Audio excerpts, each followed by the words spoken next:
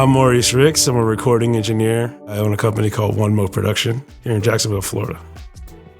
I've always loved music since I was a child. And I used to bounce at a club that had a lot of bands that would come through. You know, when they bring in the audio gear, I would help load in and load out, and got interested in it. And then somebody told me about Full Sail. Went to school down there, studied recording engineering, and I've been doing it ever since. What I love most about it is the creative freedom. I get to get emotions out through music when I make my own music or even working with other people. I just love spending my time being creative and making things. I was born with kidney issues, which led to high blood pressure, which led to a congestive heart failure. And it just progressed to the point we are now. So now they need to do the heart transplant and a kidney to support the heart transplant. The day they came in to tell me that, we found, organs was just, I don't know, I was scared, I was happy, I was sad that somebody died, you know what I'm saying, for me to live. Then around 5 a.m, they took me down for surgery. Once a heart is procured, you are in fast mode against a time clock. It's a time constraint from that point on, and you're rushing in the ambulance, getting transported to the local FBO, which is your airport. We time the donor procedure and the donor timing with our recipient timing so that we minimize the time that the heart is not getting blood or it's ischemic. Mandy sent me a text when they were leaving the hospital. She sent me a text when they were at the airport getting on the plane. And as I do, every single time I texted back, "Have a safe flight."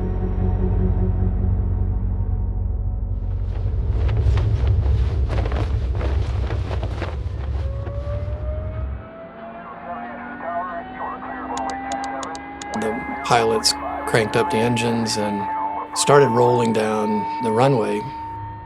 As we were taking off, the plane lifted off normally, and all of a sudden it sounded like a very solid door slamming very fast. And the plane shook a little bit. And the pilot turned around and said, "We're okay. It was a bird. We're okay." A bird strike can occur really in any phase of flight. More often than not, it's either in the takeoff and landing phase, can hit any part of the aircraft. They also can do more damage to an aircraft than people maybe think. You can have a bird ingested by the engine and cause damage to the engine. In this particular instance, shortly after we took off, that we hit a bird or birds. We assessed some of the systems immediately, and things appeared normal. And so it's a situation where you just carry on and you finish your mission. It wasn't until several minutes into the flight where things started changing. We climbed up through the clouds and nothing was happening, but at 9,000 feet, the engine made this groan. It reverberated throughout the plane. We started hearing very strange mechanical noises back in the rear part of the plane. I actually laid down for a minute and then woke up to Dr. Staples waking me. There's a roaring in the left engine, and it sounded like somebody threw a brick in a blender. A few seconds later, there was a smoke coming out of the ventilation. And we've learned later that basically that smoke was the burning oil that was leaking from the engine. It was then the pilot turned around and said, "We don't have any oil pressure, I'm shutting the engines down." The oil pressure in the left engine began to decrease. And so at that point, you go into securing the engine. There was red lights, red emergency lights, and we had obviously limited communications with the pilots because they're trying to focus on getting us somewhere. Right after that, I think we all just dealt with it ourselves. It was no group hug or we're all going down together. I started texting, everybody started texting. This is to Nancy. I texted her first. I said, plane hit a bird, engine on fire, plane going down, I just texted her again. I said, plane on fire, going down, love you lots. Hope this plane lands somewhere. Because I didn't know if I was gonna make it. Things are getting real raw. Am I gonna make it home, for one? Am I gonna get this heart home? I knew that my recipient was open and on the table because I sent that message at 5:12 that morning. And then my next text message was to my husband. I don't know if we're gonna get this heart home. I don't know if I'm gonna make it off this plane, but look. It wasn't until you could hear the other engine powering up that I thought we'd be all right. Most of pilot training, once you know how to fly the airplane, most of it is what to do when stuff goes wrong. What this really is a single engine approach and landing. And we do multiple of these each time we go back for recurrent training, which we do that every 6 months. We were very lucky to have very experienced people to use one engine to maneuver that, limited visibility, emergency landing in a small airport in time. We did our job. We stayed focused on the task at hand, which was to secure the engine and make a safe single engine approach and landing and get everybody back to the ground safely.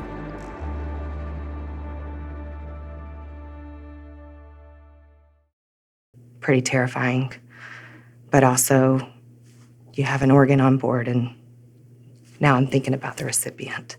We got word that the plane was making an emergency landing, that something bad had happened with the plane. And so we were all frightened for our team. I mean, we first and foremost were frightened for our team. Once we knew everybody was safe, then we refocused our attention to what was going to happen with our potential recipient. We know he needs his heart, and he was also going to receive a kidney. Mr. Ricks was open, but we hadn't gone on the heart-lung machine or anything like that, but we had started to prepare things. It was at that point that turned off the engines, we got out of the airplane, I immediately turned my focus to the heart. The first reaction really that comes to your mind is, how am I going to accomplish my mission? How am I going to get this heart to this patient? We literally had 45 minutes to find a jet.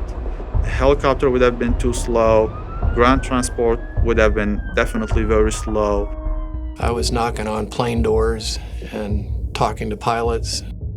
Every operator on the field we called, probably 8 operators, and no one could get there fast enough. We could never identify a plane and a pilot, either because of time constraints or liability concerns, or the pilot's destination was the opposite end of the country instead of Florida.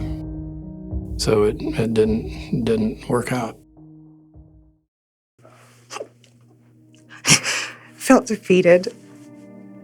By the time we landed, we would have had 30 minutes to get back off the ground.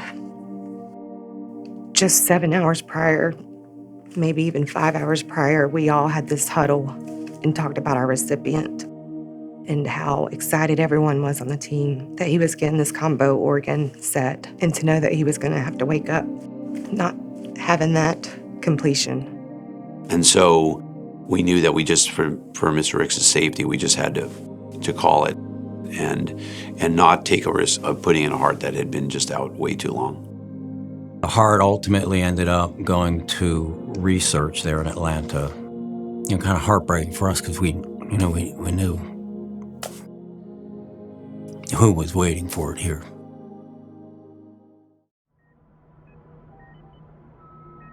They woke me up, and I was looking around, and things just didn't seem right. I asked him, I'm like, what happened? At that time, he was awake out of anesthesia. First thing I said, how are you doing? And he said, well, I'm having some chest pain after the surgery, but tell me what's your understanding of what happened. And I was trying to be, gentle and sensitive because I didn't know how he would react. All I can imagine is that this patient went under anesthesia expecting to have a new heart that he has been awaiting for a long time, just trying to put ourselves in his shoes, and it's a tremendous burden. I've been doing this 14 years or so, and in all of that time, I've only ever had, I think, 2 other patients that were in the operating room thinking that they were going to get an organ, and then something happened along the way. The first thing he said was, don't worry about it. Thank you so much for your help. You have You have done more than I have asked you to do. You're my hero. We'll get the heart later. It's gonna be okay. Later that day, I went to see Moe and his family, and there was no remorse. There was no sadness. They were only concerned about our team and not, what he missed out on. It just wasn't meant to be. That was the only way I could handle it and kind of keep my sanity, you know what I mean, and not break down. It was like, okay, well, it wasn't my time. Those organs weren't for me, and now I got to heal.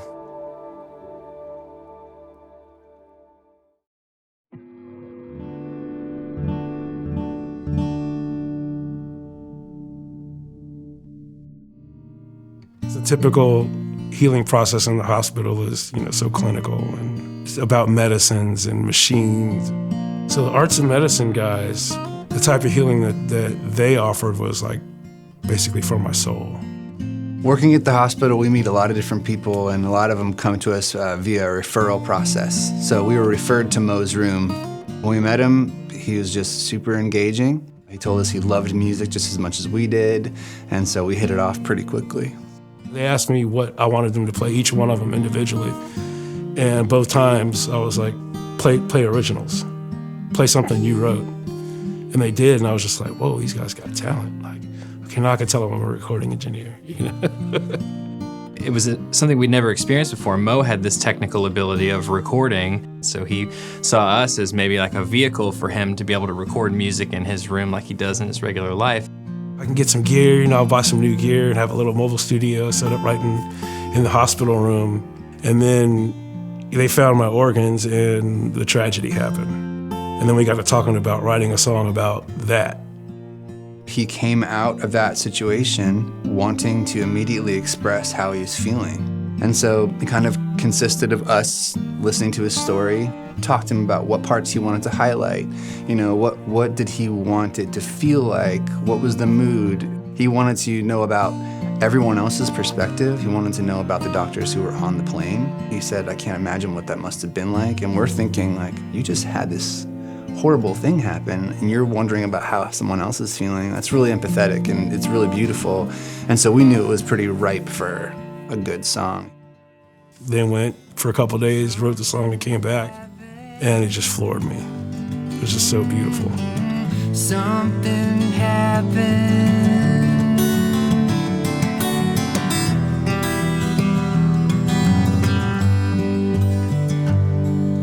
Someone I don't know. Here I am, just letting go, waiting so patiently for the heart that I need. It gave me an escape from the day-to-day needles and tubes and blood tests and all that stuff. I had something to look forward to in getting out of the hospital. It kind of gave me hope that I would get out.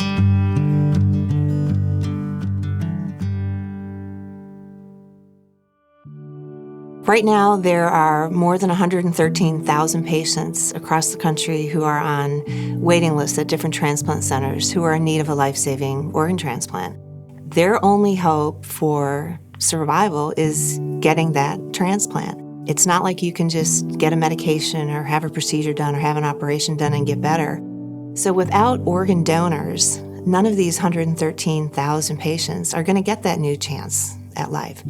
Just knowing that you passing, you can help another life is, it's a special feeling, And now that I'm on this end of it, I really realize how special that is to be an organ donor.